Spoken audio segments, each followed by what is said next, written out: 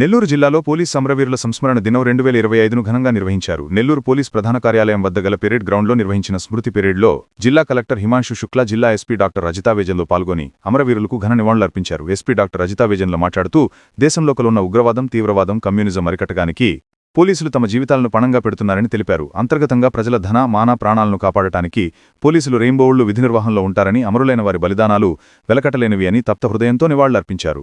Police సిబ్బంది సంక్షేమానికి మొదటి ప్రాధాన్యతనిస్తామని, అమరవీరుల కుటుంబ సభ్యులకు అన్ని విధాల తోడ్పాటు అందిస్తామని హామీ ఇచ్చారు. జిల్లా కలెక్టర్ హిమాంశు శుక్లా మాట్లాడుతూ 1959 అక్టోబర్ 21న లడఖ్లో చైనా దురాక్రమణకు పాల్పడిన సమయంలో వీరోచితంగా పోరాడి అసూలు బాసిన వీర జవాన్లకు నివాళిగా ఈ దినోత్సవం జరుపుకుంటున్నామన్నారు. 2024 సెప్టెంబర్ 1 నుండి 2025 అక్టోబర్ 1 వరకు దేశవ్యాప్తంగా విధి నిర్వహణలో 191 మంది పోలీసులు ప్రాణత్యాగం చేశారని, అందులో నెల్లూరు జిల్లాలో 10 మంది ఉన్నారని తెలిపారు. పోలీసుల త్యాగాలు చిరస్మరణీయమని, వారి కుటుంబాలకు అండగా నిలబడటం మనందరి కర్తవ్యమని అన్నారు. అనంతరం జిల్లా కలెక్టర్, ఎస్పీ, ఇతర అధికారులు అమరవీరుల కుటుంబ సభ్యులు కలిసి పోలీసు అమరవీరుల స్తూపం వద్ద పూలమాలలు ఉంచి 2 నిమిషాల మౌనం పాటించి నివాళులర్పించారు. అమరులైన పోలీసు కుటుంబాలకు welfare fund, humanity corpus fund చెక్కులు మరియు మెమెంటోలను అందజేశారు. చివరగా జిల్లా కలెక్టర్, ఎస్పీ కలిసి అమరవీరుల సంస్మరణ ర్యాలీని జెండా ఊపి ప్రారంభించారు. ఈ ర్యాలీలో పలువురు డీఎస్పీలు, సర్కిల్ ఇన్స్పెక్టర్లు, పోలీస్ సిబ్బంది, వారి కుటుంబ సభ్యులు పాల్గొన్నారు.